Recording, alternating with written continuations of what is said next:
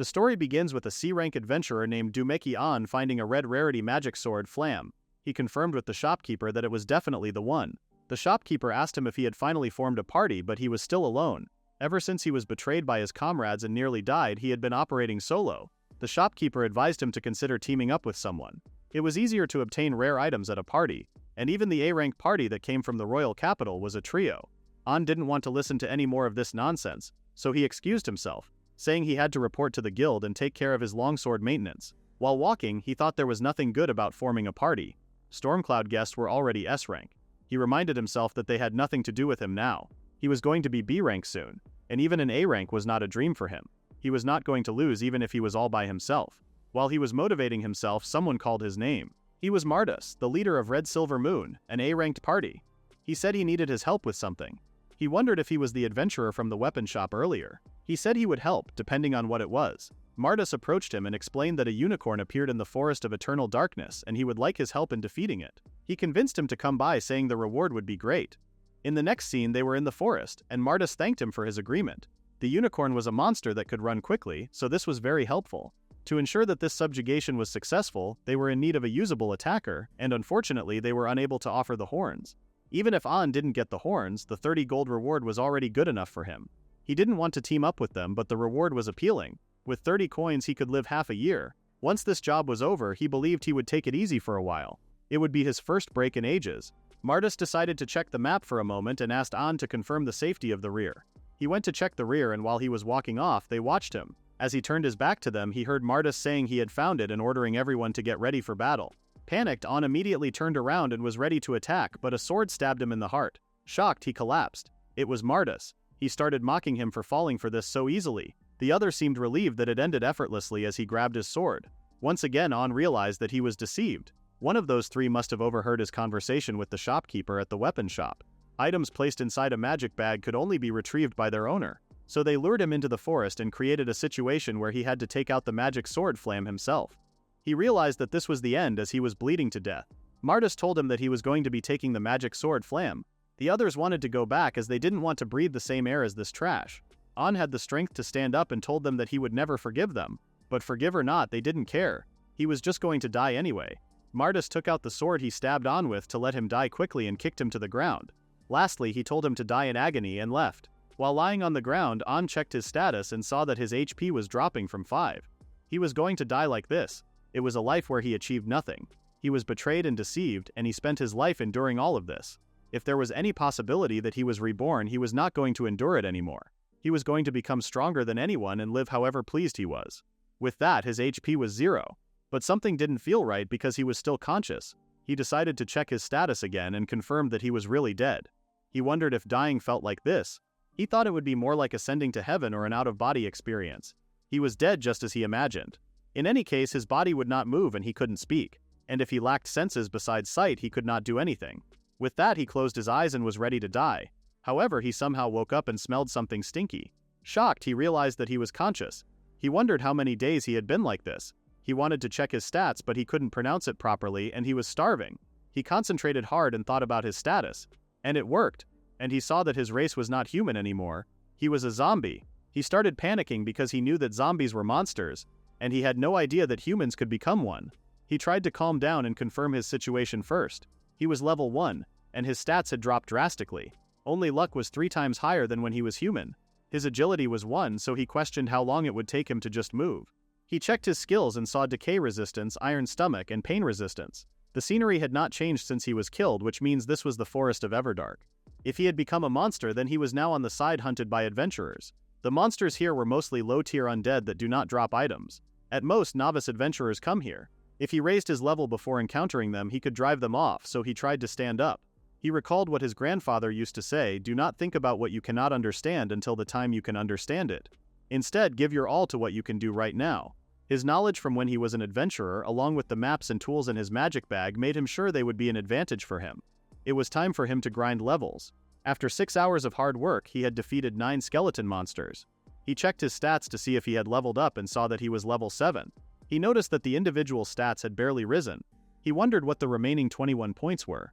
After a quick brainstorm, he wondered if he could freely allocate these to his stats. When he thought about agility, his point increased just as he thought. For humans, Status reflects innate talent and accumulated effort. For monsters, it was the opposite. The body may transform in accordance with the stats. The rot ghoul zombie cannot use magic. Dexterity and intelligence were low priority. He started running and tested his agility.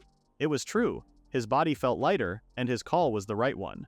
The theory that for monsters, stats alter the body seemed correct. With this, most monsters in this forest would be easy wins. The only scary one was the ghoul. Ghouls had high attack power, and even one hit could be fatal. While running, he encountered a zombie that was trying to eat a tree. He could relate how hungry he was, but there was no way wood would work. But he just experienced it, so he decided not to be bound by human common sense. He could say that he was a senior in the zombie world. Thinking that there might be something to learn from that zombie, he decided to do the same and ate a tree. After waiting for a moment, he realized that nothing had happened at all and kicked the zombie. He leveled up and checked his status. He even had a new skill now. He apologized to the zombie senior and promised that he would never forget him. After that, he continued killing skeletons to level up. Thanks to increased agility, he could find monsters faster. He noticed a ghoul heading straight toward him. With his current agility, he could run away, but he didn't. When he died, he decided that he would become stronger than anyone. He was going to become strong and live as he pleased. He attacked the ghoul and defeated it. After killing the ghoul, he felt something he had never felt before. He wondered what this impact was. The system asked him to select an evolution. It was common knowledge among adventurers that monsters could drastically change form, so he could understand how this worked. In his case, he could allocate status points himself. If he raises agility, the ghoul's weakness disappears. He decided to pick the Devourer ghoul. The moment he made his choice, his body started transforming. His skin was a lot darker, his nails were like fangs, and his hair was white. When he checked his stats, he noticed that his race had become ghoul. His overall stats had risen, especially in strength and endurance. The decayed status ailment was gone, and not smelling awful felt incredible. He could also speak, and if he sorts out his clothes, he might even converse with humans. This whole thing was exciting for Onbrud, but his goal was always the same: to raise his levels higher and become even stronger. In the next scene, On was still in the forest. He was starving and was about to hit his limit. Ever since he became a zombie, he had eaten nothing but tree bark. All he had on hand was a heap of anumandake mushrooms. Anumandake in small quantities acts as a sleep aid, but exceeding the tolerated dose inflicts the status ailment. Sleep? In his case, thanks to an iron stomach, his guy would not fall apart, but he still suffered status ailments. He questioned why he was the only one stuck with this crap. Realizing he was complaining about nothing, he punched the tree next to him to remind himself to stop sulking. More than the crimson silver moon, more than the storm cloud guests, he swore he would become stronger than anyone. While he was repeating that, he heard the sound of a river. Excited, he started running, hoping he could eat some fish. The moment he saw the river, he jumped in. However, he didn't measure how fast the current was before he started swimming, and since it was faster than he was being dragged by the current. He opened his eyes under a waterfall. That was a close call. If luck had failed him, he would have died there. As he stood up, he reminded himself that there would be no second miracle, so he needed to be careful. For now, he decided to head deeper into the cave. As he walked more, he noticed a glowing magic circle. It was the entrance to a dungeon. He had no idea what awaited him inside, but going back only leads to the waterfall anyway, so he decided to go to the dungeon. He was hoping to find some monsters he could eat. Inside the dungeon, he heard a growling sound, and it did not come from his stomach. As he turned to his right, he saw an E-rank orc monster. Monsters were categorized into ranks by species. That immense body of data was compiled into the monster compendium and stored at each guild. Monster ranks range across 9 tiers, from F to SSS. Monsters ranked S or higher were exceedingly rare, found only in ultra-great difficulty dungeons or so-called danger zones. As for S's and SSS ranks, those belong to the realm of legend and myth. And the orc and he were equals, both rank E monsters. As the orc came at him, he wasn't afraid because it looked like succulent pork to him, and he was starving. After he killed the first one, another one appeared, and this one had a shield and armor. He was still not afraid and even excited. He waited for orc to come at him, but it wasn't moving. He wondered if he wasn't angry or if he had no pride. He yelled at him to come at him, but the orc fell down on his own. He killed that one and moved to another orc. After that kill, he started eating. It was a delicious meal for On. Orc was a beverage for him. He was so happy. Even after eating an entire one, he was not satisfied. He wanted to eat more meat on the bone. As he continued walking, he saw stairs. He assumed it was the type of dungeon you climb upward. When the stairs were over, he encountered a group of orcs. He was holding orc meat, so he was a bit intimidated. This many orcs would be over his head, so he started running away. Since the stairs weren't big enough, they could only come once at a time, and that was no different from an all-you-can-eat buffet at a cafeteria. Luring them to the stairs was a good idea. He killed every single one of them, which was over 20. That rattled him a little. He assumed this was the rumored spawn room. No wonder people die when surrounded by these numbers. Though the experience points were tasty, he checked his stats and realized that against groups his attack power was still lacking. From now on he decided to prioritize strength and agility, but for now he was going to eat. Compared to when he was human, his thinking felt more impulsive. He thought it might be because his brain was becoming more like a monster. Strangely enough, he didn't hate this. This version of him wasn't that bad. Even after eating 25 orcs, his stomach still growls. He wondered what on earth was wrong with his stomach. He opened his status and saw that his predation skill level went up again. If he heads to the upper floors, there should be more monsters and food, so he decided to proceed. The next floor didn't have any monsters, so he moved on to the next one. After a few floors, he arrived at a place that looked like the first floor. Suddenly an arrow pierced his body. He turned and saw orc archers. Their rank was E, but they had arrows, so he couldn't approach them. He tried to dodge the arrows. The arrows in their quivers did not decrease, so he figured they were being supplied by the dungeon. If he cannot rely on them running out of ammunition, then he would prioritize eliminating the archers. He used his agility to dodge the arrows and reach them, and it worked. He killed the first one, and while using its body as a shield, he moved on to the next one. He noticed that he could drop them in one punch. At this rate, the rest would be a breeze. But in a typical dungeon, there should be a boss at the deepest point, and he could exit the dungeon only after killing the boss, because that was when the magic circle appeared. All the monsters here were only rank E, so no matter how he looked at it, this was a small dungeon. He wanted to raise his level more before reaching the boss room. Suddenly, he felt something strange. The system asked him to select his evolution destination. His options were giant ogre, cursed mummy, and human. Since he chose ghoul for his first evolution, he wondered if that branched him into the Oni-type lineage. That made this choice feel extremely important. According to his memory, giant ogre was a rank C monster with tremendous strength and endurance but lacked the agility that is excluded from a cursed mummy. Cursed mummy could learn a wide variety of curses as it levels up, which would be a safe option. Oni human was not listed in the monster compendium, but he felt like he had heard of it somewhere. While he was talking to himself, the system thought he chose Oni human, and the transformation started. After enduring the pain of transformation, he couldn't help but notice that the pain was not there the first time. He immediately opened his stats, and there was a bit too much of a change. He put his clothes inside his magic bag and decided to test his strength first. If the next floor was the boss room, he would retreat for now and try punching some orcs. When he was walking past a room, he saw 4 mages there. They were rank D, and one was a mage, one was a swordsman, one was a guard, and they also had a general. An activated his mighty arm skill and rushed to them. Among them, the most troublesome seemed to be the orc general. So he decided to attack him first. He punched the orc so hard that it flew into the wall. This skill was incredible. With this evolution, he had completely surpassed his strength from when he was human. Originally, he was a rank C adventurer, but adventurer rank was measured by a 4-person party strength. Solo, even with strategy, could barely defeat D-rank monsters. Combining his previous knowledge and technique with this physical ability, he might even defeat an A-ranked adventurer. When it was only the guard orc, On lost interest. He decided to leave him to spend the rest of his life trembling while he ran away.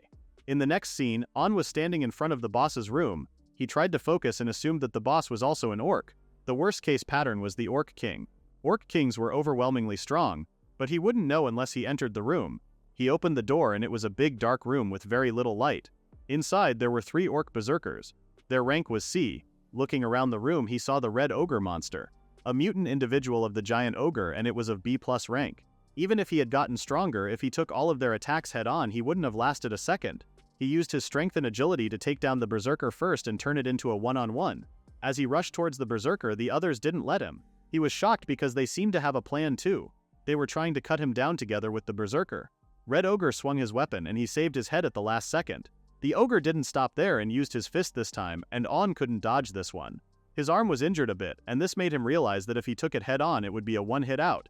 He tried to calm himself down and recalled what his grandfather told him before. Make up your mind, and don't lose spirit. If it didn't hit, the damage would be 0. Remembering his grandfather's words, he was a lot calmer now, and he rushed to make another attack. Before the red ogre stood up, he grabbed his axe and hit him with it. This time he could injure himself too. He still had plenty of axes. He continued cutting the ogre, and he went for the legs this time. The ogre used his hand to grab him, but he dodged it. He ran behind him and jumped on his back. As he punched his head with full power, he repeated that his attack wasn't over yet. The red ogre screamed in pain. It seemed like he made him mad, but he wasn't as scary as Hungry On. He screamed at the red ogre that if he didn't get serious soon, he would turn him into a lump of meat and eat him up. And with his last punch, the ogre was on the floor. He realized that it had gotten a lot quieter now. He accepted that he had got carried away and overdid it a little, but he didn't regret it, and he was not reflecting either. But when his excitement gets too high, his mouth gets foul, and that cannot be fixed. Honestly, it would have been bad without a weapon. The red ogre didn't have good maneuverability. He forced his way through by getting inside its guard and boosting skills, but going barehanded against a monster above B rank was reckless. He opened his stats and saw that he was level 23 now. He had a skill appraisal eye, a skill that lets you know the value, name and effects of weapons, armor and accessories. This was the convenient skill the weapon shop owner talked about. While he was checking his status, the boss started to get absorbed right away, and the only thing that was left was a treasure chest. He couldn't eat the ogre, but there was still a harvest. He excitedly opened the chest, wondering what would come out, and it was a huge weapon. He used his skill appraisal eye to see how strong this weapon was. It seemed like a pretty good weapon. There was so much amazing stuff that his emotions couldn't keep up. He decided to organize the information. As a monster, he currently couldn't casually approach town, so a skill that lets him appraise things himself would be useful going forward. Red Ogre's Iron Club had an effect that destroyed the opponent's weapon or armor when striking. How strong the attack power 15 actually was unclear, but the rarity was red. To begin with, rarity was an indicator of an item's scarcity, and basically the rarer it was, the stronger it meant. The Demon Sword Flam's rarity was also red, so it was something people would want badly enough to kill for. He decided to appraise some other things too, such as his magic bag, which he got a long time ago from his grandfather. His magic bag's rarity was also red, and only the owner could put items in and take them out. He didn't know that it was a rare item. If he had sold this, he might have become rich. While he was looking at his stuff, a magic circle appeared, and he assumed it was the exit. He decided to collect the orc berserker and then leave. He could never have too much orc meat after all. He noticed something on the wall, and it was shaped in a way that really made him want to push it, but it might trigger a trap, so he wasn't sure. He started to have a mental breakdown over whether to push the button or not, and eventually he decided to push it. After pushing the button, a staircase appeared once again. He was puzzled because the boss's room was supposed to be on the top floor. He was curious to see what was up there, so he started climbing them, and he was shocked to see a room with an altar in the center of the spring. He noticed something glowing, so he ran to see what it was. It seemed like a sphere, so he reached and grabbed it. O'Quain was excited because it looked tasty, but there was no way it was food. Saying that just made him hungry again. He decided to just eat it because his mouth was literally watering. Before eating it, he felt the zombie he killed behind him approving this plan. Zombie cut through the chains called common sense for him because his teachings were who he was today, so he had full trust in a zombie that ate a tree. After swallowing the sphere, he heard a voice saying dungeon core absorption had been confirmed. It informed him that the dungeon master of the Four Noir Labyrinth had become the individual Domiki Own. His intelligence was going to increase up to the required value. Own was shocked and confused as to what was going on. He heard someone calling him a fool. He looked at the box that he grabbed the sphere from, and there was a stuffed pig in there, scolding him for eating him. The pig's name was Ars, and he told him that he was a dungeon core. On was still stuck with the fact that the plushie was talking. Ars said that until now he couldn't talk or move, but after being eaten by him, somehow he became able to. On tried to calm his thoughts by thinking humans turn into monsters, so it was normal. He asked what a dungeon core was. Ars wasn't surprised that he didn't know and explained that it was something that manages a dungeon without a master. A dungeon master only appeared once every 100 years or so. Stuttering, On asked what a dungeon master could do. He wanted to leave this dungeon, so he asked if he could do that. Ars decided to explain various things. The official name of this dungeon was Four Noir Labyrinth. A dungeon master was the ruler and administrator of this labyrinth. A dungeon master could use dungeon points to do various things, specifically summoning monsters, creating new floors and rooms, and generating treasure chests. Moreover, even if he wasn't in this room, as long as he granted Ars authority, he could act as a management proxy. So dungeons were things managed by someone. He asked how he could increase dungeon points. Ars responded that they increase according to the amount of energy from monsters generated in this dungeon, and from non-dungeon master beings acting or dying within the dungeon's domain. Ars asked Ars to make him some clothes as a test, something that hid these horns he got. Ars said he wouldn't mind that, but added that he could automatically generate monsters now. Looked like the red ogre was generated when he won. He asked if the red ogre was absorbed immediately to collect points. Ars said it was a bit different. If he recovered dead monsters, he could summon them again. Still, he really didn't feel like he became a dungeon master at all. Events of the past few days overwhelmed him a bit. He died, became a zombie, evolved into a ghoul and an Ani human, and now he was a dungeon master. Well, if he thought of it as having secured a safe base, that was enough. And besides, having someone to talk to was actually pretty nice, even though it was a plushy pig. He suddenly wondered what he looked like now. If he reflected himself in the spring water, he wondered if he could see himself. He said he was going to the spring for a bit. Ars still had things he wanted to explain, but he didn't push him. As Alon looked at his reflection, Ars asked what he was staring at. He asked if this wasn't a different person. He tried to explain to him the situation, but couldn't really find the right words. Ars seemed like he was enjoying his reflection too. He then informed Alon that his clothes were done. He handed them over to On, and On seemed to like it. He looked nice and simple. Ars asked what he was planning to do now. He responded that he knew the location of another dungeon. After resting a bit, he was going to go raid it. Ars decided to explain 2 more of the master's abilities. Ian didn't expect it to be this many. Ars stated that he was going to explain the intra-labyrinth and labyrinth return. Within this dungeon he could freely move anywhere, and returning from outside the dungeon was instant via transfer. The second was a subordination contract. If he scouts and the other party accepts, the contract is formed, and some of his mana flows into the subordinate, creating a connection, and what he became able to use was telepathy. Even if they were far apart and without words, conversation was possible. An was shocked. That really surprised him. Ars too was taken into him, and a connection had been formed. He mentioned that subordinates could also use the previously explained transfer and return. That was a lot of information all at once, and he couldn't even remember any more than this. They decided that the rest could be explained gradually later, not to overwhelm him. He said he would change his clothes, check his status, and sleep a bit. Ars was going to use the remaining points to make a bed, and so he obtained a safe base and he slept for the first time in several days. When he woke up from his long sleep, he was puzzled as to where he was. A bit, but then remembered that he had eaten the dungeon core and fallen asleep. He realized that this wasn't a dream. Ars noticed that he woke up and informed him that he had slept lightly for 3 days. Amorn asked if he made this room. Ars responded that he made a small room next to the core room so he could sleep comfortably. He thanked him and asked him to call him by his name instead of master. Ars asked if he was going to another dungeon today. Aaron asked if it was okay. There was no issue at all. Ars reminded him that when the dungeon master was absent, he as the core could simply handle management in his stead, just like himself. If he absorbed that core as well, then that dungeon too would have An as its master. An decided to head out right away. If anything happens, they could talk via telepathy, and when he returned, it's labyrinth return. The transfer magic circle to go outside was in the core room so he could take care of his way. He left the dungeon and arrived at the river. He assumed it was around where he was swept away. He knew the way outside. Just in case someone saw him, he put up his hood and covered his horns. His destination was Soryokuhigan, the Verdant Plains. He used his agility to run and arrived in the Verdant Plains as soon as possible. From here on he was going to head out while casually hunting monsters. While running he encountered a horned rabbit monster, a goblin monster, and more. He noticed a pack of gray wolves, and their rank was C. The opponent was a fox-type magic beast. The fox somehow managed to bite one of the wolves and surprised An. Even with such a small body, it's got really guts, he thought. It wasn't even giving up against multiple strong opponents. He really liked it, so he decided to protect that little thing. He stood between them and turned to the fox, asking if she needed help. The fox seemed quite happy and she literally nodded to him. Since the fox was clever, he turned to the wolves and said he would let them go if they weren't hostile. They didn't seem that clever though. They started running at him, but they were too slow for An. He took out his weapon and with his one swing took them, and they were all on the ground. Even without using his strong arm skills, he could beat all of them. That was way more attack power than he expected. He was distracted when the fox started nuzzling his leg. While petting her, An noticed that it had 2 tails. The fox was also injured, so he found his recovery potion in his bag and poured it on her. From the looks of it, this fox was alone, so he asked if she would like to become his companion.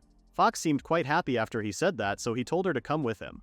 At that moment, An felt a connection between them and was taken aback by the feeling. It was his first time, so he wasn't really sure, but it looked like the subordination contract worked.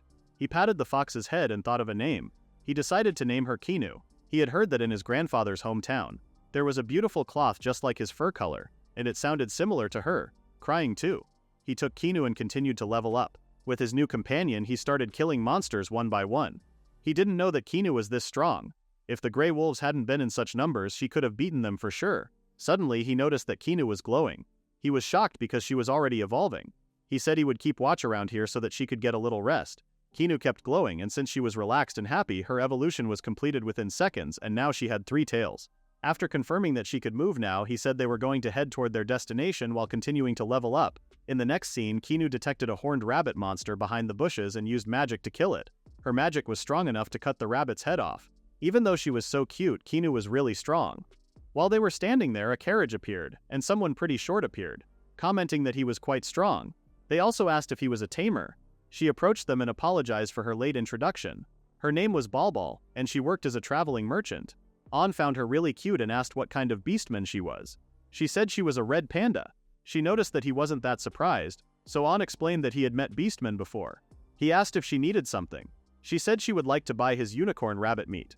Confused, An asked if she didn't want the fur or horn. She explained that a bit to the southeast of here was her hometown Nile village. Strong monsters started appearing around the village, so they couldn't hunt and fell into a food shortage. She wanted to bring them as much food as she possibly could. After hearing her reason, An decided to give her the rabbit for free. In return, he just asked her to help him out if he ever got in trouble. Balbal was shocked by how kind he was. She promised to repay this favor and asked his name. He said he was An. When he said his name, Kinu tried to pronounce it. An asked if he should just load the unicorn rabbits onto her cart. She said yes please, and called him Mr. An. After loading every horned rabbit, Balbal was shocked by the magic bag's capacity. He just asked her to keep it secret. Balbal thanked him for everything and told them to be careful on the road. After she left, they continued their way to the dungeon. It was getting dark when Anan found the magic circle to enter the dungeon. Kinu seemed confused, so he explained that he just happened to find it when he came here before.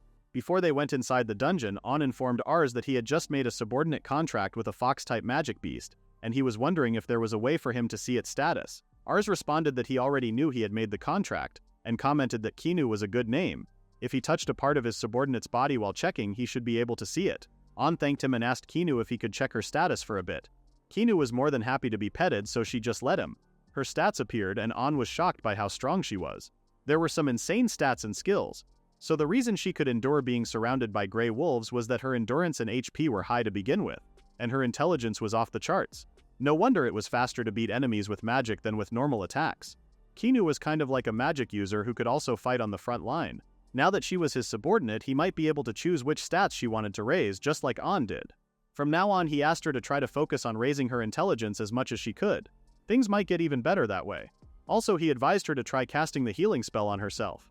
After Kinu listened to him, she started lighting up. He checked how much Kinu healed, and it healed 200. He wondered if it could be that the amount of healed changes with intelligence. If that were the case, once Kinu keeps evolving from here, she might become a legendary class monster. He was once again amazed by Kinu. This was their shared goal now. They were aiming for legendary class together. With that, they were ready to storm this dungeon. They entered the dungeon, and An explained to Kinu what a dungeon was. He said that it was a place where tons of monsters show up, which was perfect for leveling up. For now, they were going to defeat every monster that appeared and eat the meat of anything that looked edible. He asked Kinu if she could eat monster meat, and she nodded. The first monster they encountered was an E-rank gray wolf, and An didn't notice it until Kinu saved him from its attack. She used her magic and killed the wolf in an instant. An figured that she had been really frustrated about getting focused down by the gray wolves. Come to think of it, this was where he could find the magic sword flam. Back then he was still human, and he had evolved a lot since then. He checked his stats and saw that he was level 29. The times he evolved so far were at level 10 into a ghoul, and at 20 into an Oni, which means there was a good chance he would evolve again at 30. He decided to let Kinu know that he was actually a monster too, and he might be about to evolve soon. While he was evolving, he wouldn't be able to move for a few minutes, so he was counting on Kinu for this one. Kinu's reactions were so clear that it sounded like she was saying, "Leave it to me, boss." He was really glad he could make a contract with her. They continued their way into the dungeon without a worry. They defeated a lot of E-rank goblins, and when they encountered E-rank gray wolves, An's evolution started. He fell on his knees and told Kinu that he was leaving the rest to her. Kinu understood him, and this time she was the one who was protecting him from the wolves. The system asked him to select an element. This was a first. 2 elements could be selected, and he didn't think this through. Plus, he wasn't sure how much time he had. He had 4 options: water, wood, dark, and lightning. He decided to just go with his gut and pick one. Next, it asked him to choose his evolution path. He was shocked that there was more, and he was even more shocked to see that he could become human again. Setting the doppelganger aside, he had no idea what to do. This one wasn't in the monster encyclopedia either. He reminded himself that he had made a promise with Kinu just now, and the answer was clear: he was going to be a thunder Oni. An explosion happened as Kinu defeated the last wolf. After the place was clean, Kinu ran towards An in worry. An comforted her that it was fine and didn't hurt as much as he expected this time. He stood up and noticed that his point of view got a little higher. He wanted to check his stats, so he asked her to keep watch around for them for a few more minutes.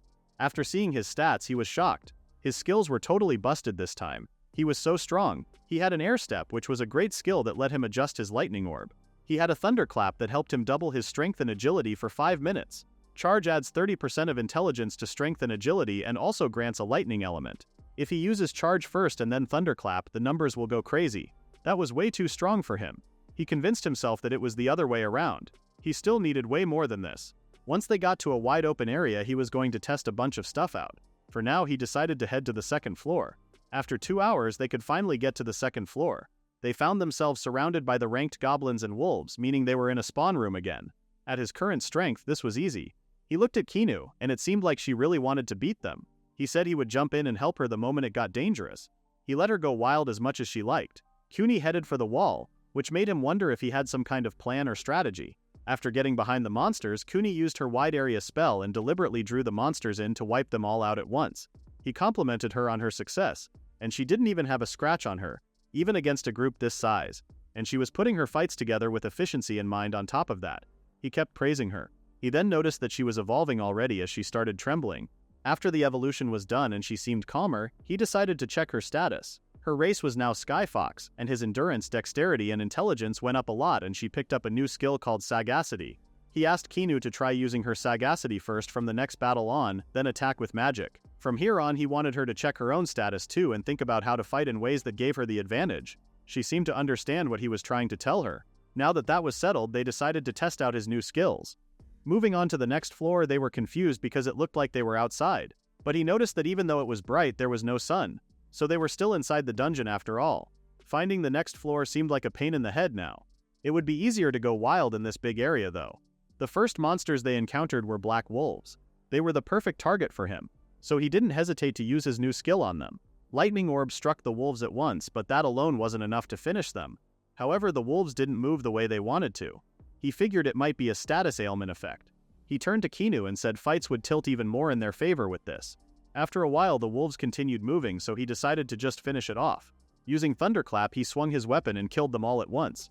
Kinu seemed pretty amazed by her master. At this rate, he should probably save the charged Thunderclap combo for the boss. Moving on, he noticed a building and assumed it was the boss's room, and the ones guarding the door were troll monsters and greater wolves. He knew that trolls had regeneration. Half-baked attacks just lose out to their regen, and he would slowly get worn out. He left the greater wolves to Kinu and rushed towards the trolls. Before attacking, he said he would tuck his tail and walk out of here if they could last a full minute. He charged his weapon and added 30% of intelligence to strength and agility and also granted a lightning element. After hitting the first one, he jumped back and noticed that the wound hadn't regenerated yet, so its regeneration speed wasn't that high. He advised the troll to hurry up and heal, otherwise he wouldn't even last a minute. He hit the weapon this time and broke it. The other troll swung its weapon at him, but he easily dodged and defeated it at the same time. There was only one left. He decided that he wouldn't even need a weapon for that and used only his fist. 3 of them were down in 12 seconds. He thought they would put up a bit more of a fight. He heard Kinu's voice and saw that she was surrounded by the wolves. He stopped himself from jumping in because he knew he was just being overprotective. Just as he thought, Kinu didn't need his help for this one. She was just a little bit scratched. While she was checking out her wound, the last wolf came at her, but she used her magic and defeated it immediately. An was amazed by her. He rushed to her to say how amazing she was. They decided to rest for a bit before they took on the boss. After defeating all the monsters that guarded the door, a treasure chest appeared again. Inside, there were hidden earrings that could hide his status from appraisal. However, they cannot block high-level appraisal. An asked Kinu if she would be okay if he used the earrings. This would make it way less stressful when they go into town. Kinu's MP was back too, so it was about time they entered the boss room. An cautiously opened the door and saw 2 high B-rank monsters. One was an ox-head Oni monster and the other was a horse-head Oni monster. That's rough. They would have to take them down one at a time. He asked Kinu for support. He said he would take out the horse-head first while she kept the ox-head busy with her magic. After making their plan, they started right away. He used lightning orb, but the horse-head was a lot faster than he thought. It was so fast that he couldn't even see it coming at him with its sword. He dodged this attack at the last second. They should be the same rank as that red ogre, but they were clearly stronger. He swung his weapon like he meant to smash it to pieces, but the blade didn't even chip. He didn't want to think about the possibility of them being special variants. He kicked the horse's head and looked at Kinu because he heard a sound. He saw Kinu lying on the floor without moving and was so worried. Panicked, he grabbed her and asked if she was okay. Kinu wasn't reacting to him, so he checked her stats and saw that her condition was unconscious. Judging from her status, she should be fine, but he was still upset to see his partner like that. There was no way he could forgive this. He knew that Oxhead and Horsehead were the ones who did this to Kinu, but the one who misjudged their strength and tried to test them out was him, and he was a lot angrier with himself. He was going to kill them now, but he was going to make it slow. He charged the Thunderclap skill that he was planning to use on the boss, making the first attack. He didn't stop there and used Lightning Orb immediately after that strong attack. He was not missing any more hits. He jumped on the Oxhead and crushed its head with his weapon. Using an air step that helped him change his posture in mid-air or do an extra jump, he appeared behind the Horsehead and caught him off guard. After throwing him to the wall, he didn't stop and kicked him to death. After killing them both, he immediately checked on Kinu and saw a bright light coming from her. Panicked, he ran to her and checked her stats. Apparently, she was now level 30, and she was evolving. After the evolution was done and the light was gone, a little girl with ears and long hair appeared. An was too stunned to speak. She opened her eyes, stood up and said the word kiss. She then tried to say her name and she was correct. The problem was that she was naked, so On was panicking hard. He gave her his coat to cover her body. It was of course pretty big on her, but it was okay. Before they could have a proper talk, a treasure chest appeared. He begged the god that there would be clothes for Kinu. As he opened the chest, he saw Akura King's attire. It was a full set of traditional wear, said to have been used by a mighty Oni. It was men's equipment though, so it wasn't what he asked. It didn't look like something Kinu could wear, and it was for men. Kinu told him to wear it. He said he would gladly take it because his stuff was in tatters too. While he changed his clothes, Kinu turned her back to him to give him some privacy. And the wall she was staring at had that button. After changing his clothes, On realized that his grandfather would love these clothes. He then asked Kinu for her opinion, but Kinu turned to him and said the stairs had shown up. Excited, On complimented her and said this must be the entrance to the core room. He grabbed her hand and started running to the room. This time there was no spring but a big tree. Inside the tree he noticed something glowing, so he entered it. Just as he thought, the dungeon core was there. He calmly grabbed the core and swallowed it. Dungeon core absorption was confirmed, and the dungeon master of Planivert Labyrinth was now Dumekion, and intelligence would be raised up to the required value just like the last time. He wondered what kind of core he would have here. Something started screaming, and this time it was a zombie plushie, and he was mad that he had been eaten. Aon had no time to listen to him complain about his situation because all he wanted was to give Kinu some clothes. Kinu mentioned that she wanted to match with Aon, so he also ordered him to match their clothes. The plushie was a bit shocked, but he still listened to his master's orders. He made her a yukata dress, a dream item for girls of the Wa country. Rarity was red and defense was 15. He told Kinu to go change into it outside quickly. While waiting, the zombie plushie started talking. Unworn asked him to call him by his name and introduced Kinu to him. He said he was Ills, and that he was looking forward to working with him from here on. He patted Ills and mentioned that he was also the master of another dungeon called Fort Noir. Ills could sense the connections a master held, so he already knew that. He asked if he could just explain the abilities that were added, and Aon was ready to listen. 2 abilities had been added, and they were Inter-Dungeon Transfer and Dungeon Sync. Inter-Dungeon Transfer let him teleport between dungeons he controlled, and his subordinates could come along as well. Dungeon Sync lets him move monsters and facilities between dungeons. Dungeon points were shared too. That was the simple explanation. He asked Ills if they had a decent amount of dungeon points saved up here. Ills responded that they had. He was willing to explain it in detail, but Aon just wanted to leave everything about this dungeon to him. He told him to talk things over with Ars and decide what to do. He had some ideas, but it would be a while before he could actually put them into action. So for now, their goal should be focusing on saving up as many points as they can. They listened to him carefully and then asked where he would be resting. He said he was going to transfer back to Fort Noir for now. Kinu came back with her cute clothes and thanked him. She could be with him now. Arn was sure that this little girl was an angel. He introduced Ills to her, and she thanked him too. After that, On checked her status. Her offensive magic was crazy powerful. Her endurance was up, and she could heal too. In short, she was basically a magic beast that could commit mass slaughter as long as she had enough MP, and turning human was thanks to the humanization skill. Her status was busted in all kinds of ways, but what bothered him was how insanely fast her level was rising. He assumed it might be that the experience gain was being split between the two of them. Thinking about it wouldn't give him an answer right now, so he just agreed that Kinu was cute and strong. He told her that she had gotten ridiculously strong. She said she was going to get even stronger, and On did not doubt that. But for now, he suggested heading back and resting at the dungeon Forest Noir.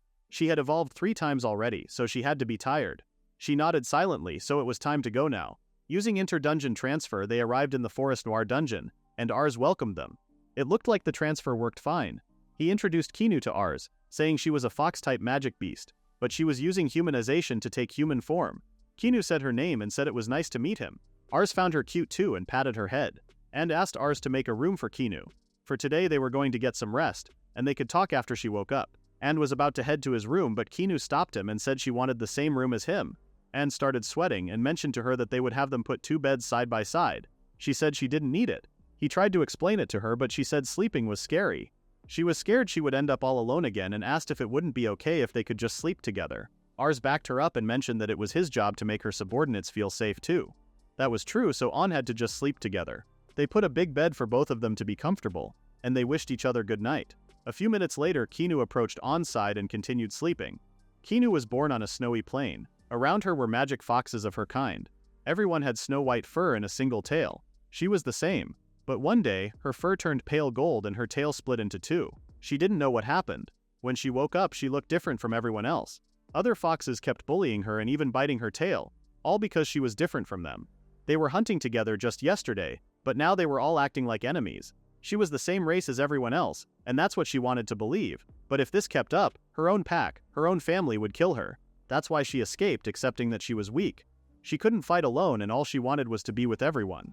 She was confused as to how important it was to look the same. She wondered if this meant she was all alone in this world. She really wanted a friend, a family she could trust. And when she was alone in the forest, she encountered wolf-type magic beasts. They all looked alike and they had it nice. She wondered if they were going to eat her now. That didn't sound like a horrible thing because she had no pack, and she was weak. Besides, she was a little tired. They all jumped on her and started hurting her. She couldn't breathe, and she was in a lot of pain.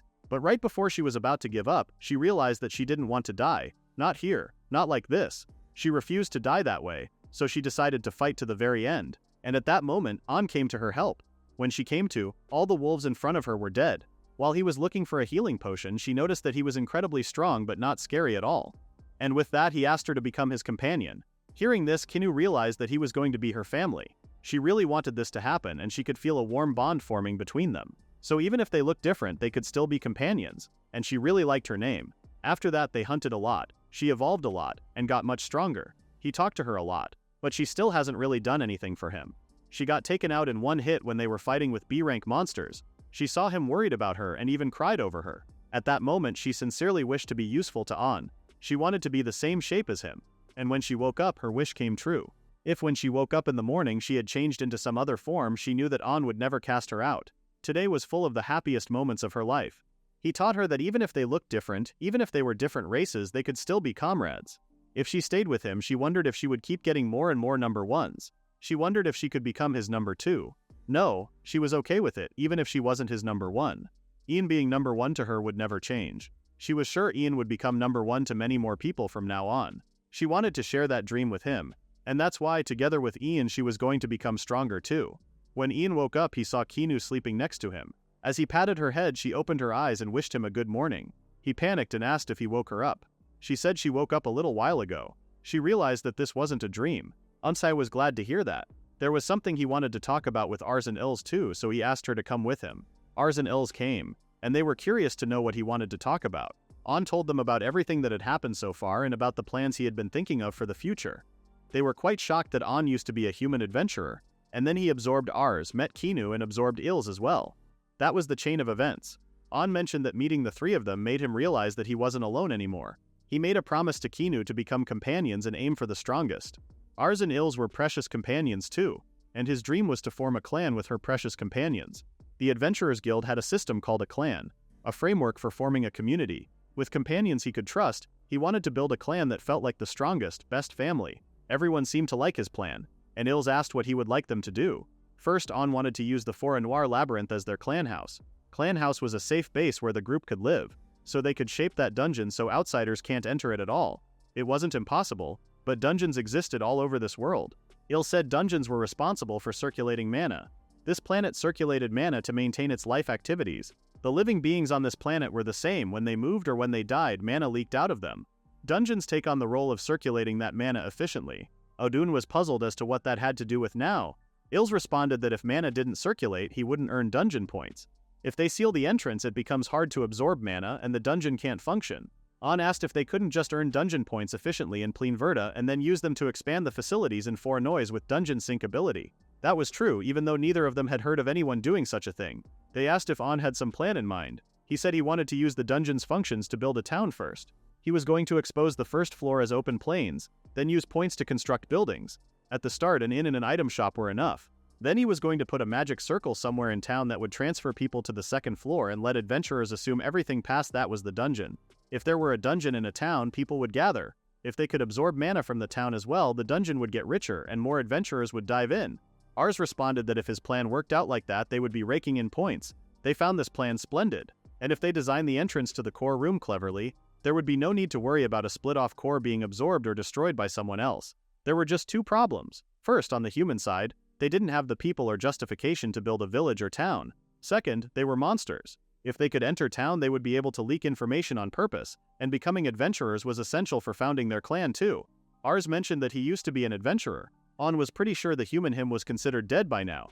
His appearance looked like a totally different person now anyway, so he would probably have to register again. But with those horns, people might not even see him as human. Suddenly he remembered that his grandfather once told him about a horned race called the Oni folk that lived in the Wa country. In that case, they could just say he came from the Wa country on warrior training and see if that fly. Ars had heard of them before. Oni folk were incredibly strong with monstrous strength, but there were very few of them and they rarely appeared in public. If they knew that much, they could probably make it work. Kinu was worried for herself, but she shouldn't have any issues as a beastman since she could take human form. For now, he decided to go to the town of Reclia once and try registering as an adventurer. He asked Kinu if she was okay, and she said yes. He turned to Ars and Ils and told them to keep earning points like they had been doing. If anything happens, they could just contact him by telepathy. First, they were going to head back to Plain Verda and then make for the town of Reclia. After the transfer happened, On noticed that the entrance and exit in Plain Verda were pretty close together. He asked Kinu to get used to fighting in human form because they were going to hunt their way to Reclia. Kinu believed that she would be able to fight just fine. Kinu was so strong that she could kill the unicorn rabbits with only her finger. Oddrun mentioned that ever since she evolved, her magic had gotten insanely stronger. He then noticed a carriage again and recognized it. It was Balbal. He called for her and asked what was wrong. Balbal was surprised to see him and asked who he was with. He said she was Kinu, the fox-type magic beast from before. She was using a humanization skill to take human form, or more like a beastman form. Balbal was shocked because she had never seen such a cute beastman before. More importantly, she really needed On's help. Now that she mentioned it, he did notice that she was in a hurry and asked what had happened. She said that there was a dungeon near Nihal village, but it looked like it was about to trigger a stampede. It seemed the recent surge in strong monsters was caused by monsters coming out of that dungeon. At this rate, everyone in her hometown, her family, would all be killed. She was prepared to give him her entire fortune and begged On to save them. On promised to figure something out for now and asked her to lead them to Nihal village. Little Balbal wiped her tears off and started driving. She thanked him for his help. On said she called it a stampede, and that was when a huge number of monsters overflowed from a dungeon, so he asked what the situation was. She said that when she left the village to go call for help, the beastmen who could fight said they would hold the line somehow, but she doubted they could last long. The village chief was having the residents prepare to evacuate, but they didn't have anywhere to go. And with people saying they cannot abandon the village, she imagined evacuation wasn't going very well. The situation sounded really bad. Kinu suggested evacuating them to Plain Verde. If he managed it directly, he could make sure it was safe. And if there were still beastmen who could fight after evacuation, they should be able to handle the local beasts around the area. Puzzled, Balbal asked where Plain Verde was. Aun decided to trust her and share their secret and asked if she could swear she wouldn't tell anyone. She said of course, because he was risking his life for complete strangers like them and he was their benefactor. She swore on his pride as a beastman and a merchant that she would keep his secret. Un trusted her word and revealed that he was a dungeon master, someone who managed a certain dungeon. That dungeon was in the Blue-Green Plains, and its name was Plain Verte. He promised her that they could evacuate people there safely. The problem was that while the villagers were evacuating, someone had to hold back the monster's advance. So he asked for a minute to think up a plan. There was nothing Balbal could do alone, so she would follow his lead. An contacted Ars and Ils and told them that on the way to the town of Reclia they ran into a beastman peddler he knew. She said there was a dungeon near her hometown that was on the verge of a stampede. He asked them to explain what a stampede was. Ars explained that a stampede was a runaway error caused by a dungeon running low on mana. To make up for mana, the dungeon core started churning out monsters in huge numbers regardless of points and tried to gain mana by forcing battles. An asked if it would stop the stampede to kill the monsters that come pouring out. Ars responded that it would do it, but temporarily. Once a dungeon reaches that state, it becomes runaway, and monsters wouldn't stop spawning until the core is destroyed. They come in waves, a first wave, a second, and a third, with more monsters each time. If he wipes out one wave completely, he could buy a few days before the next wave arrives. Amorn made up his mind and decided on the plan. He told Els to quickly build about 10 houses on the first floor, or Plain Verte. He was going to wait for his signal on when to expose it onto the blue-green plains. He turned to Kinu and said he had come up with a plan to evacuate the Beastman. It was going to put her in a pretty dangerous role though, so he had to ask if she was okay with that. There was no hesitation on her face. If it was On's plan, it was fine. Balbal apologized for dragging them into this and thanked them. There was no need to apologize, and On asked her to save her thanks after it was over. With that, Operation Rescue Nihal Village began. After a while, they could finally see the Nihal Village. On reminded everyone that the plan was just like they had gone over. Kinu came with him to save the Nihal Village. Meanwhile, inside the village, beastmen were fighting with the monsters. Kinu appeared and used her firewall to push them. The beastmen were confused as to who she was. On appeared and explained to them that they were going to handle the monsters here. He said his name was On, and they all needed to head back to the Nihal village and help with the evacuation. They were still confused, but there was no time, so he asked them to get the details from Balbal. Besides, with allies nearby, it was hard to use area magic. The chief was surprised that he was friends with Balbal. Alan asked if his top priority was making sure the villagers were safe, and he said it was certainly true. He apologized to Alan and stated that they were leaving it in his hands. After they left, Alan started stretching his arms because he was planning to cut loose too. He told Kinu not to worry about hitting him and just wipe out any monsters he failed to finish off.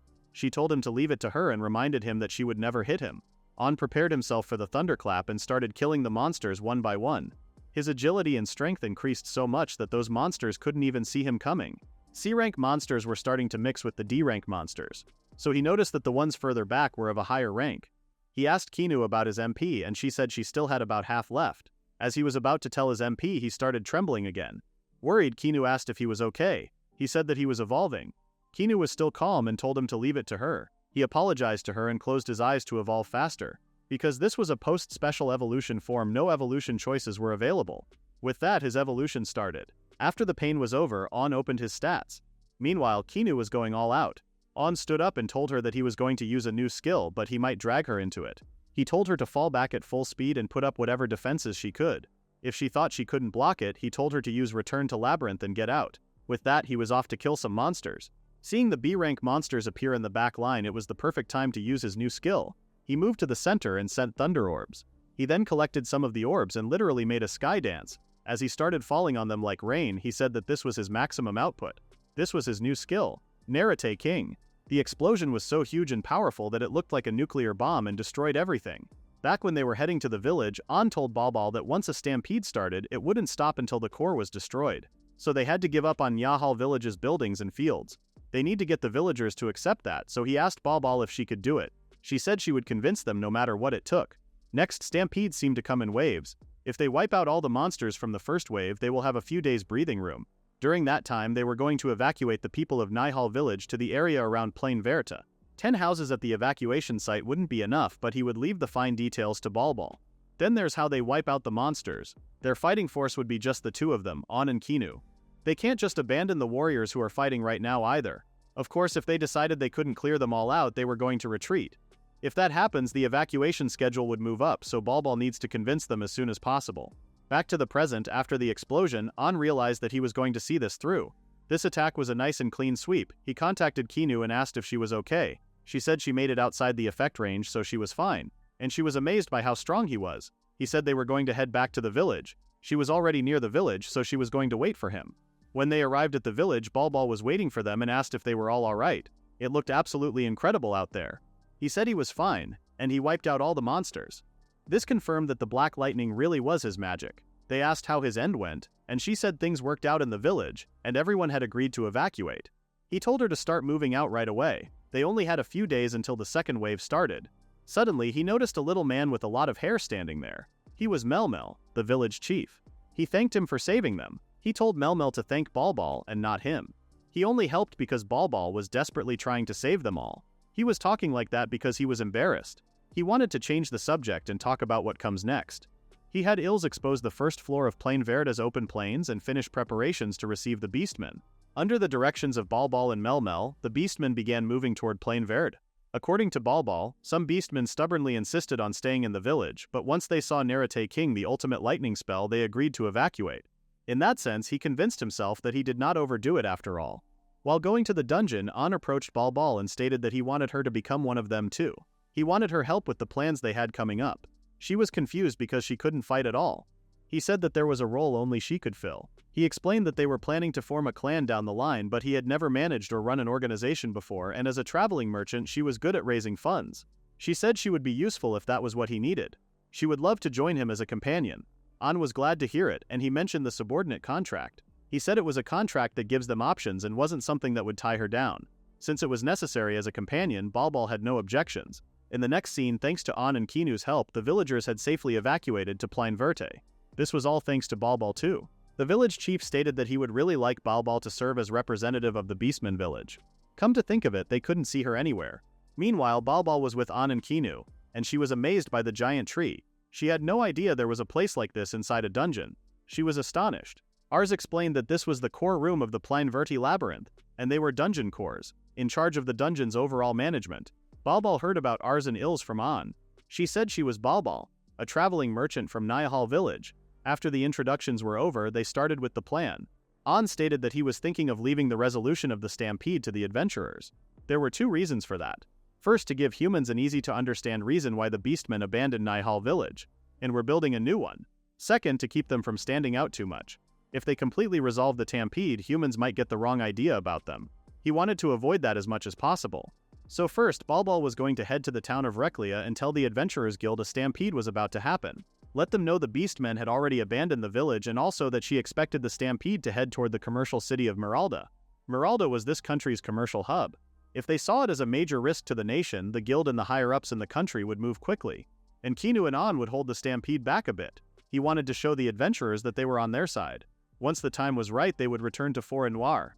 Balbal said she would head to Reklia right away and told them to be careful. 2 days later, at the Blue-Green Plains, they hear that the adventurers were advancing from Reklia and Merala and should be arriving here soon. After that, they reported to the Adventurers Guild just as planned, and they got word that a subjugation force had been formed. That information was passed on to Meralda as well, and the country issued an emergency quest to gather adventurers. Among them was the S-rank party Silver Sand Moon, bringing the total to over 100 people. Their goal using this stampede was to make the adventurers aware of them and to trigger Kinu's evolution. Kinu gained a lot of levels from the monster hunts the other day. She should be close to evolving, so once the evolution started, they were going to return to the Forêt Noire. They were in the area and they shouldn't stand out too much, so they were going to hold the front line. As the monsters started rushing them, they were ready to fight. Just as they planned, they began fighting before the adventurers. That way it would be obvious at a glance that they were allies. When they arrived, the Scold of Silver Sand Moon asked An if they were adventurers. He wanted to help. An said he was a lifesaver and explained that they were traveling when they were suddenly attacked by this horde of monsters. He said he was leaving that side to him and the party leader said okay. While fighting, the leader stared at An and smirked like an evil person. The adventurers from Reklia arrived too and they all started fighting with the monsters. Kinu was not only killing monsters, but she was also helping the adventurers. She suddenly stopped and informed An that her evolution was about to start. She was returning to the labyrinth, so An decided to follow her.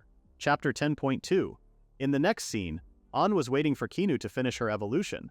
When the light was gone, he turned to her and saw that she was a giant fox this time. She was big and fluffy, but thankfully her human form stayed the same as before. He opened her stats and was shocked to see that her magic got stronger and she could cure status ailments now. She had turned into a really well-balanced magic type. Thanks to her, their party would be really stable. They were going to leave the stampede to the adventurers and focus on their work now. After that, while staying in touch with Balbal, they worked on maintaining and expanding Plain Verte beyond the 2nd floor. Balbal's report came in about 3 days later. Silver Sand Moon destroyed the core, and the stampede stopped completely. Balbal was back, and An asked how things were in the town of Rekli. She said the stampede was stopped by the subjugation force led by Silver Sand Moon. As for information about the core, it seemed only the party that defeated the boss, Silver Sand Moon, and the upper ranks of the kingdom knew about it. The adventurers who joined the subjugation would be paid by the kingdom according to their contributions, and since she was the one who reported it first, she was also getting a special reward. She requested a high-capacity magic bag for that. Also, An and Kinu had become the talk of adventurers. They said that some strong travelers helped with the subjugation. It was almost scary how well this was going according to the plan. He thanked Balbal and said he was counting on her for more information. Next was his report. Thanks to the spillover from the stampede, Plain Verte received a huge amount of dungeon points. He used those points to expand the dungeon to 8 floors. He figured the deepest part would be for intermediate-level explorers and up, but the first 5 floors were tuned to be beginner-friendly with only low-rank monsters. Next, about the Beastman village. On the 1st floor, the one exposed to the Blue-Green Plains, things have settled down over these last few days. They couldn't tell where it borders the Blue-Green Plains, and the warriors handling the nearby monsters were just fine. Food didn't seem to be an issue either. He also asked the Beastmen to build shops and an inn. She wanted to put Balbal in charge as the shopkeeper. She could use his savings from when he was human as the initial investment. Once more delvers started coming, and it should turn a solid profit. Also, this was a request from him and the village chief. They would like her to serve as the village representative. For reference, in half a month they were planning to build the entrance to the 2nd dungeon floor in the village. He asked if he could trust her with this. Balbal was shocked by what he was saying and said of course, it was a great responsibility and she was going to do her best. Ars asked An what he wanted them to do. He told Ars to close off the entrance to the Forêt Noire labyrinth and remake it as their clan base. As for Als, he asked him to keep expanding the Plain Verte labyrinth as the points come in. Kinu and An were going to Reklia now to register as adventurers. Their first goal was B rank. Once they hit B rank, they could find a clan. Now that everyone knew what to do, they all went to proceed with the plan. In the next scene, An and Kinu arrived at the town of Reklia. They really stood out dressed like this. But there weren't any hostile looks, they just seemed interesting to people. They found the Adventurers Guild, and On felt nostalgic. The moment they entered the guild, everyone looked at them. On prayed that there wouldn't be any trouble, but they all seemed like they knew them and welcomed them inside. The adventurers who saw them saving people kept talking about them, so everyone knew who they were. He said he was here to register as an adventurer. They even showed him the way and guided him to the guildmaster's room. They entered the room and the guildmaster Sparls welcomed them. On and Kinu greeted Sparls and explained that they came to register as adventurers, but everyone's reaction was so different from what they expected. Sparls giggled and comforted them that there was no need to be so stiff. He used to be an adventurer himself, and he heard they went wild during the stampede. The adventurers they saved back then had been talking about how strong they were. He was curious to see their strength, so he asked them to show him once. Normally they would start at F rank, but if they were strong enough he could bump them up a few ranks. On was shocked and asked him to do it. Sparls stood up and asked them to follow him. They went to a basement, and he welcomed them to the underground training hall. He had gathered some B-rank adventurers from the lobby so that they could try sparring with them. On stopped him for a moment. He explained that Kinu was a magic type. Her magic was strong and it would be dangerous for the adventurers. Sparls then told them to try firing a spell at that target. He could roughly tell their firepower from that. On old Kinu not to use Brilliance, the buff skill, and he was going to fight without buffs too. Kinu went first and used a flame lance towards the target. The target was destroyed within seconds. Sparls and the adventurers were shocked. The reason they were shocked was that the target she destroyed was reinforced, especially for magic. Kinu smirked and mentioned that On was stronger than him. This made them feel very intimidated. On asked who his opponent was. Sparls said it was going to be B-rank adventurer Grazer the Iron Wall, but he had changed his mind after seeing Kinu's power. He told the adventurers to bring out a target for physical attacks, made from ore as tough as a red ogre's hide. He was going to hit that one instead. On asked if it was okay if he broke it. This made them laugh, and Sparls said if he can break it, he could go right ahead. On prepared himself and reminded himself that he was not going to use buff skills, so he just punched the ore target. Just like Kinu, he destroyed his target too. He turned to them and asked if that was good enough. Sparls were sweating balls. He said he had seen more than enough of his strength. On asked what rank they would be and they said it was C rank. From F rank, the highest they could be bumped up to was C rank. That was the rule. But they could climb the ranks in no time. On their way out, he informed them that they would hand them C rank adventure cards at reception. With that, they would be full-fledged adventurers. But before that, he asked them to come to his office once more after this. At the office, Sparls decided to be blunt and asked what they were. Ain knew that would bother him. They had gotten their backstory though. He said that he was from the Oni folk, and Kinu was a fox beastman. They had lived together in the forest since they were little. Their levels were high because they had had to keep killing monsters to survive. Once they both got strong enough to fight, they left the forest and started traveling. Hearing that he was an Oni folk, Sparls seemed to make sense of his crazy strength. He said they didn't seem like bad folks, so he didn't see a problem. He was looking forward to working with them. With that, they finally received their adventurer IDs. On was so happy to be able to be an adventurer again, and Kinu was happy that she could do it together with On. He said they should go buy a magic bag. He wanted to restock their potions too. They started strolling around town and bought magic bags and potions. After that, they decided to check out the accessories there too. A woman stopped them and On asked if she needed something from them. She was wearing a maid's outfit but was also holding an axe, a spear, and a shield. She said she had something she must discuss with him. She was sweating and seemed quite nervous, so On was confused. On asked what she wanted. She said she was so and begged him to consume her. On was even more confused now, and he was embarrassed because people were gathering. He asked what was going on. Kinu noticed how troubled he was and told the lady that On was in trouble. She suggested going somewhere they could talk calmly. The woman silently started following them to a quiet place. While walking, On contacted Kinu and asked if she was alright in the head. She didn't think she was a bad person. It's just that her feelings were just too much. The plan was to calm her down and hear her out. They sat together at a tea shop, and On asked her to take it slow as she explained what she wanted to talk about. She said she had been searching for him so that he could eat her. Yeah, she was hopeless. Kinu told her to just take this one step at a time. She asked who she was first. She said she used to be an orc guard. Back then, On called her a pig bastard and he wouldn't even try to eat her. She was a pathetic, unripe orc guard. On was shocked because he did remember her from Foreign Noir. She said that she had become an orc queen now, and with the humanization skill she took on this form. Her name was Shink. Owen felt sorry for calling a woman a pig bastard. They introduced themselves too and asked her to tell them everything slowly. After they listened to her, Owen realized that she had been through a lot to get here. Owen asked why she wanted him to eat her. She said that back when she was an orc guard, she was a small, immature being.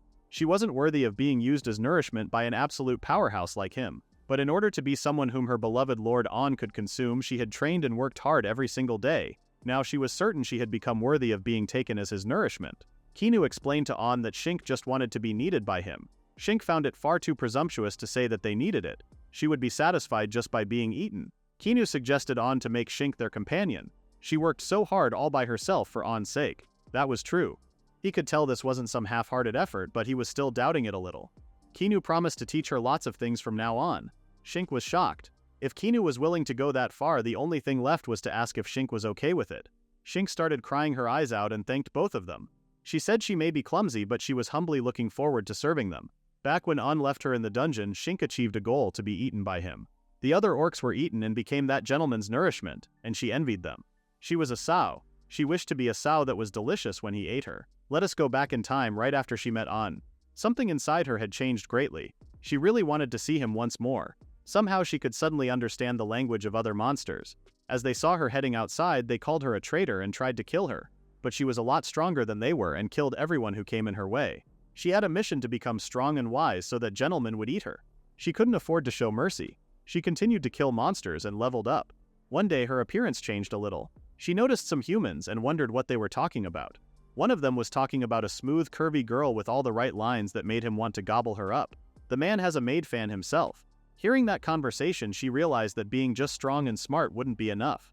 The secret technique, the hidden wisdom for becoming truly delicious to that gentleman, was to become a woman. She spent the whole night secretly learning about women that men liked. Adventurers were her teachers. The next day, seeking even greater strength, she left the forest of Evernight. One day she saw adventurers hunting some unicorn rabbits, and one of them forgot his halberd. She decided to borrow it and continued her way.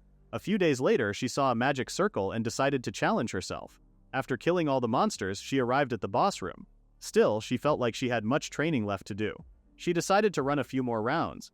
After the fourth run, she decided that she could defeat it much more easily now, and again her body felt hot. She finished her evolution and she had longer hair now, and she was an orc queen. She decided to take a short break there. She went outside and checked her stats. She overheard some adventurers saying they were going to reach the town of Reclia soon. She thought she might learn something useful again, so she started listening to them. But she leaned too much and fell down. The adventurer spotted her and ran away. Ever since then, many adventurers have called her Crimson. She believed Shink was a cute name. She wondered if that gentleman would like it too. Come to think of it, the adventurers had been using something called status. She wondered if she could use it as well. She thought about the word, and it worked. The screen told her all sorts of things about herself. She noticed that she had a skill called humanization and wondered what kind of skill it was. She decided to try it, and after a few seconds, she was a human. Looking at her body, she was amazed and so happy because with this she could become a legendary woman.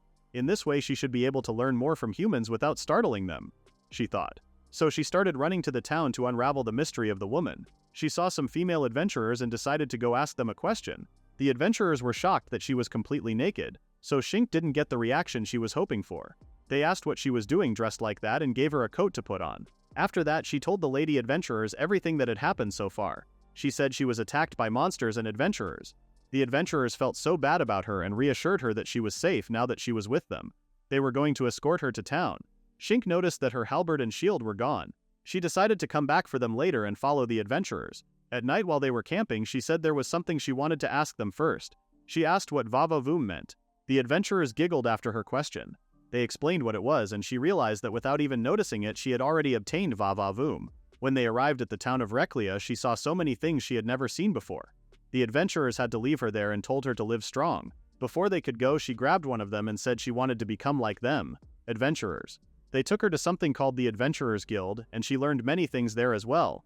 After she registered as an adventurer, she immediately recovered her halberd and shield and threw herself into clearing quests.